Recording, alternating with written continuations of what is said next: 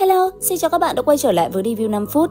Ở cuối tập trước, sau màn đồ sát đậm chất điện ảnh của Hàn Lập thì giờ đây, khung cảnh Phó Gia Bảo cực kỳ hỗn loạn, không một bóng người nào sống sót, chỉ còn lại những vệt tinh huyết loang lổ trên nền đất. Hơn một canh giờ sau, đám khách mời mới dám bước chân ra khỏi cửa. Một vài tu sĩ bay lên cao, liền mau chóng phát hiện ra chỉ có tu sĩ trực hệ bị bay màu, còn đám phàm nhân và đệ tử cấp thấp thì vẫn bình an vô sự. Thấy thế, phần lớn mọi người sợ hãi đã rời đi ngay, số khác thì bàn bạc vài câu rồi cũng chuẩn lệ để về báo tin cho gia tộc. Vụ này mà bung bét ra thì toang, nhất là khi cả hai vị hộ pháp của Ma Diệm Môn cũng bị vạ lây. Có thể nói, tin tức Phó gia bị diệt tộc chỉ trong vài ngày đã lan truyền khắp giới tu tiên Nguyên Vũ Quốc. Nghe những lời đàm tiếu này, Ma Diệm Môn tức lắm, dù sao thì hai gã kết đan kỳ của bọn chúng cũng mất mạng trong vụ này. Chính vì thế, đám cao tầng tông môn đã tuyên bố sẽ tìm ra hung thủ, thậm chí tổ sư Nguyên Anh Kỳ cũng đòi gặp cao nhân kia. Thế nhưng bên ngoài trêu bùng nổ truyền thông là vậy, chứ dân trong nghề thì thừa hiểu, Ma Diệm Môn chỉ là màu thôi, chứ tu sĩ Nguyên Anh mà đòi tìm thì như mò kim đáy bể. Trong lúc mọi người đồn đoán hung thủ đã trốn biệt tăm biệt tích, thì Hàn Lập lại xuất hiện tại một ngọn núi nhỏ vô danh. Cả người hắn bình thản, nhìn sương mù mà mặt đầy hoài niệm, hắn lẩm bẩm nói: sau hơn 100 năm, nơi này vẫn như xưa. Đang định tiến vào thì Hàn Lập bỗng phát hiện ra nơi ở cũ của Tân Như Âm có cấm chế, chứng tỏ có người khác đang ở. Không chần chừ, Hàn Lập hạ xuống, dùng tuyệt kỹ phá cấm chế, rồi nhẹ nhàng tiến vào.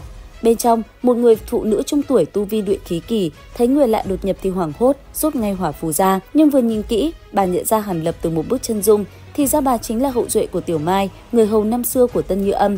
Bà cung kính mời Hàn Lập vào nhà, kể rằng Tiểu Mai đã qua đời và để lại lời dặn phải trao lại một vật cho hắn.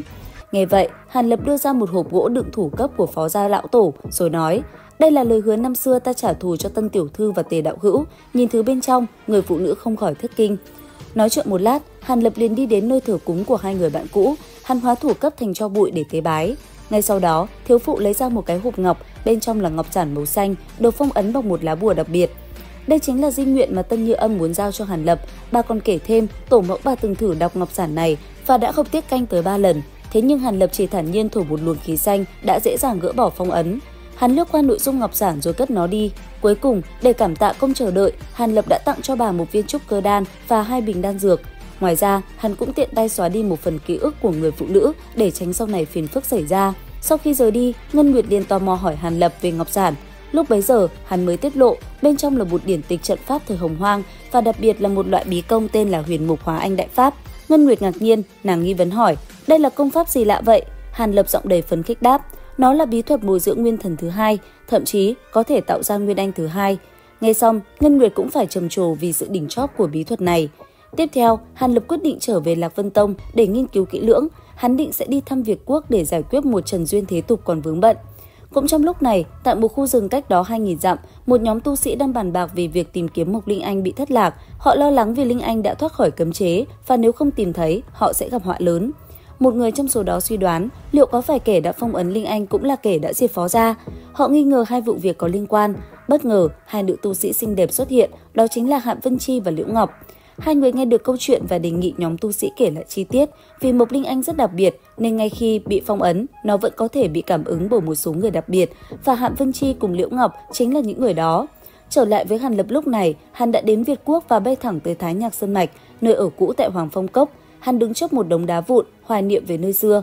Thời thế thay đổi, rừng phong vận thế, mọi thứ đều đã vật đổi sao rời. Sau một thoáng thất thần, Hàn Lập quyết định triệu hồi khôi lỗi cự viên để dọn đường vào động phủ bí mật của mình. Hắn mừng thầm vì đã trôi qua bao năm, mọi thứ vẫn còn nguyên vẹn, chưa có ai đột nhập nơi này. Và mục đích chính của Hàn Lập khi trở lại chính là lấy đi linh nhãn chi tuyền quý giá.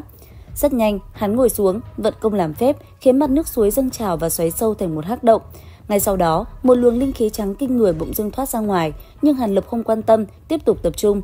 Dưới pháp quyết của hắn, toàn bộ suối nước linh tuyền co lại, biến thành một viên châu phát sáng. Thế nhưng, ngay khi Hàn Lập vừa kịp cất viên châu vào hộp ngọc, thì hắn bỗng cảm nhận được khôi lỗi bên ngoài đang bị tấn công. Chỉ trong chớp mắt, Hàn Lập lao ra khỏi động phủ và đụng mặt một nhóm tu sĩ áo đen đang tấn công khôi lỗi của mình.